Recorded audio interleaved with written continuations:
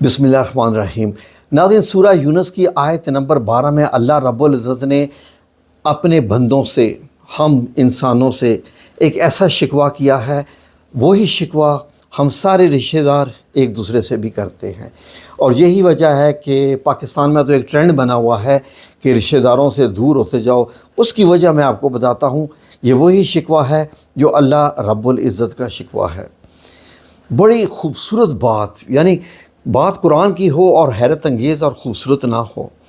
اللہ رب العزت نے انسان کی ایک خصلت کو بڑے اوپن ورڈز میں بیان کیا ہے۔ اللہ رب العزت فرماتا ہے، اور جب انسان کو کوئی تکلیف پہنچتی ہے تو ہم کو پکارتا ہے، لیٹے بھی، بیٹھے بھی، کھڑے بھی۔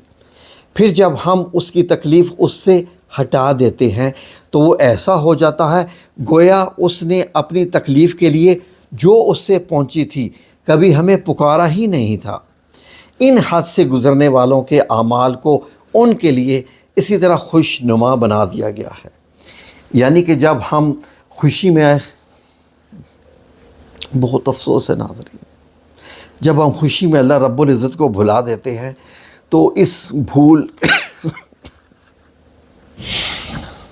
بھول جانے کے عمل کو اللہ رب العزت نے بہت ہمارے لیے ایک سزا کے طور پر بیان کیا ہے۔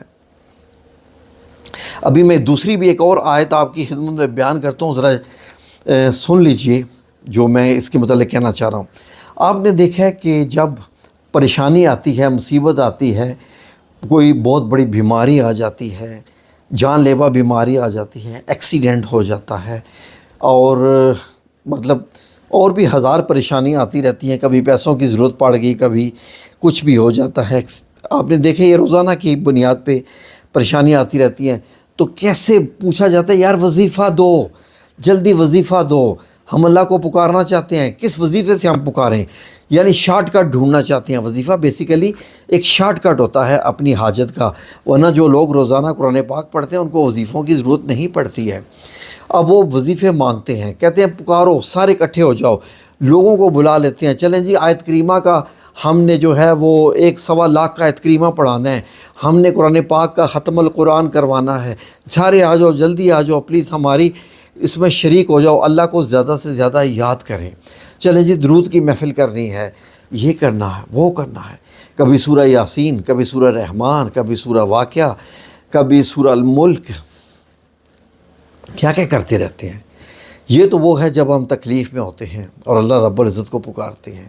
کوئی لوگ عمرہ کرنے چلے جاتے ہیں، کئی لوگ کہاں چلے جاتے ہیں، کئی لوگ سمجھتے ہیں کہ شاید کسی بابا پیر کے پاس جانے سے ان کی تکلیف دور ہو جائے گی، وہ دعا کرے گا تو دور ہو جائے گی۔ کیسے کیسے حربے آزماتے ہیں۔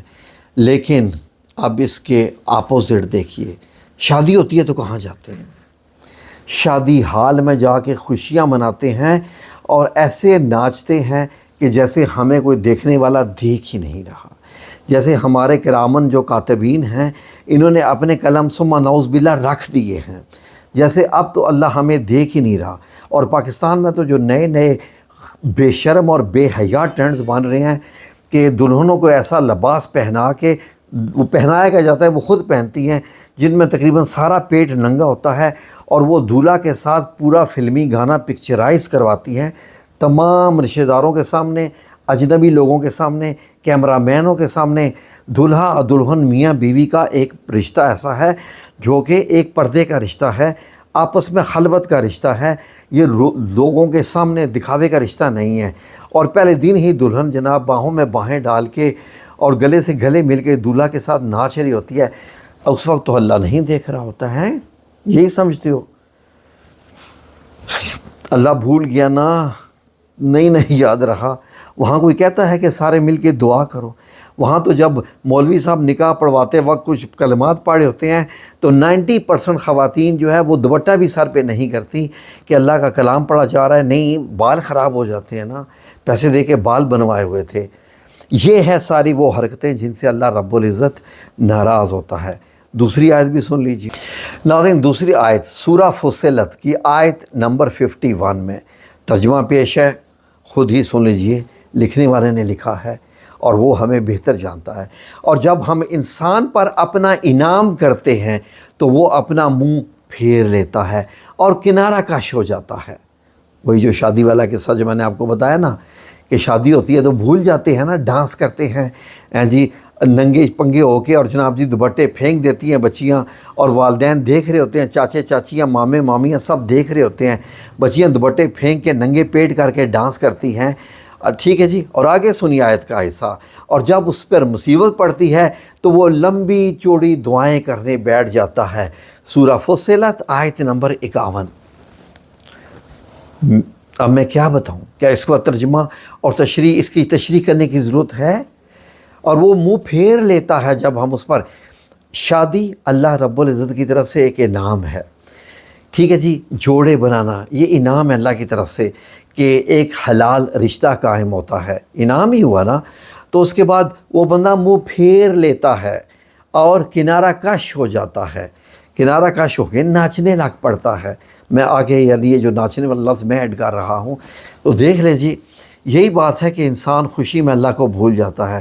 اور یہی ہم رشتہ داروں کا ایک دوسرے کے ساتھ یہی ہمارا شکوہ ہوتا کہ بھائی جب تمہیں مصیبت پڑی تھی تو تم تو رو رہے تھے اور ہم نے تمہاری مدد کی تھی، اور اپنی جیب سے پیسہ نکال کے تمہارے اوپر خرچہ تھا، ہمارے پاس بھی زیادہ نہیں تھے، لیکن ہمیں تمہارے آنسو دکھائی دے رہے تھے۔ اب جب تم اپنے پاؤں پر کھڑے ہو گئے ہو، اب تم کہتے ہو کہ تم کون ہوتے ہو، تمہاری اوقات کیا ہے، اب تم ہمیں ہماری اوقات بتاتے ہو۔ اللہ رب العزت نے سورہ رحمان میں کیا فرمایا ہے کہ احسان کا بدلہ احسان کے سوا اور کیا ہو سکتا ہے؟ احسان کا بدلہ یہ ہوتا ہے کہ کسی نے آپ کی مشکل وقت میں مدد کی تھی، آج آپ کے اوپر اچھے دن آ گئے ہیں، اس کا شکریہ ادا کرو، اس کا احسان ادا کرو، اور اس کے لیے دعائیں کرو، اس کی عزت کرو، نہ کہ اس کے سامنے کھڑے ہو جاؤ اور کہو کہ ہوتے کون ہو تم، کوئی بات کہنے والے، تمہاری اوقات کیا ہے۔ اللہ رب العزت جس نے آج تم پر احسان کر کے تمہیں دولت دی ہے، وہ چھین بھی سکتا ہے، اور وہ جب چھینتا ہے تو وہ وارننگ دے کر نہیں چھینتا۔ دولت پہ جو اکڑ کر رشتہ داروں کے سامنے کھڑے ہو جاتے ہیں، وہ منہ کے بھل گرتے ہیں، اور یہی میرے اللہ رب العزت کا اصول ہے۔ دنیا نے یہی دیکھا ہے اور یہ ہوتا آیا ہے۔ تو ناظرین، جب مصیبت پڑے تو جس نے آپ پہ احسان کیا ہو اس کے احسان کو یاد کیا کریں، اور اللہ رب العزت کو غم میں بھی اور خوشیوں میں بھی زیادہ یاد کیا کریں۔ اور میری زندگی کا اصول کیا ہے کہ جب مجھ پر اللہ کی نعمتیں آتی ہیں تو میں اللہ کا اور زیادہ شکر ادا کرتا ہوں۔ میں ہنستے ہوئے بھی ڈرتا ہوں کہ اے میرے رب، کہیں تجھے میری ہنسی بری نہ لگ جائے، کہیں میرا مسکرانا، بہت خوش ہونا تجھے برا نہ لگ جائے، کیونکہ میں تجھے غمی میں بھی پکارتا ہوں، مشکل میں بھی پکارتا ہوں، اور ہنسی میں بھی میں تیرا ہی شکر ادا کرتا ہوں یا رب۔ اسی لیے سبحان اللہ و بحمدہ، سبحان اللہ العظیم، یہ ورد آپ کرتے رہا کریں جب آپ شادی کی فنکشن میں بھی ہو رہے ہوں، خواہ آپ کی شادی ہو رہی ہے یا آپ کی اولاد کی ہو رہی ہے، آپ کی کسی بہن بھائی کی ہو رہی ہے، اس وقت خوشیوں میں کوئی بڑا بندہ کھڑا ہو جائے کرے اور کہا کرے کہ اللہ سے ڈرو، خوشیاں ایسے مناؤ کہ اللہ کو بری نہ لگیں۔ لیکن یہی وجہ ہے کہ طلاق کی ریشو بڑھ چکی ہے، کیوں نہیں بڑھے گی؟ ایسی حرکتیں ہوگی شادیوں میں تو طلاق کی ریشو تو بڑھے گی نا۔ یا رب، ہمیں شکر کرنا بھی سکھا، تجھے یاد کرنا بھی سکھا، غم میں پکارنا بھی سکھا، اور انعامات کی صورت میں بھی پکارنا سکھا۔